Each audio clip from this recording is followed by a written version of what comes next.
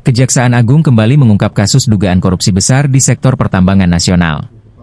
Kali ini, tim penyidik membongkar dugaan tindak pidana korupsi dalam tata kelola pertambangan mineral non-logam atau tanah jarang yang melibatkan PT Putra Prima Mineral Mandiri atau PT PMM pada periode 2018 hingga 2026. Kasus ini menjadi sorotan karena hasil tambang tanah jarang diduga diperdagangkan secara ilegal ke luar negeri. Praktik tersebut diduga dilakukan tanpa memenuhi ketentuan perizinan dan tata kelola yang berlaku, sehingga berpotensi merugikan keuangan negara dalam jumlah yang sangat besar. Penyidik Kejaksaan Agung saat ini terus menelusuri aliran dana, mekanisme perizinan, hingga pihak-pihak yang diduga menikmati keuntungan dari aktivitas tambang tersebut.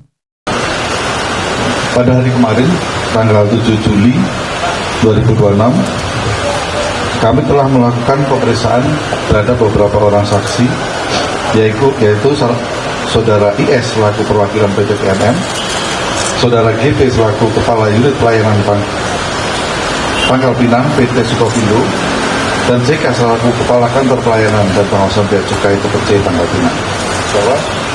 Setelah melalui serangkaian pemeriksaan tersebut, tim penyidik menetapkan 3 orang tersangka, yaitu Saudara IS selaku perwakilan PT PMM, Saudara GP selaku Kepala Unit Pelayanan Pangkal Pinang PT Sukovindo, dan Saudara JK selaku Kepala Kantor Pelayanan dan Pengawasan Bea Cukai Tipe C Pangkal Pinang dalam perkara dugaan tindak pidana korupsi dalam tata kelola pertambangan mineral bukan logam yang dilakukan oleh PT PMM.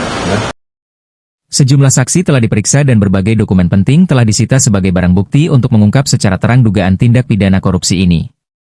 Tanah jarang sendiri merupakan komoditas strategis yang memiliki nilai ekonomi tinggi. Mineral ini menjadi bahan baku penting dalam industri teknologi modern, mulai dari kendaraan listrik, baterai, telepon seluler, hingga berbagai perangkat elektronik berteknologi tinggi.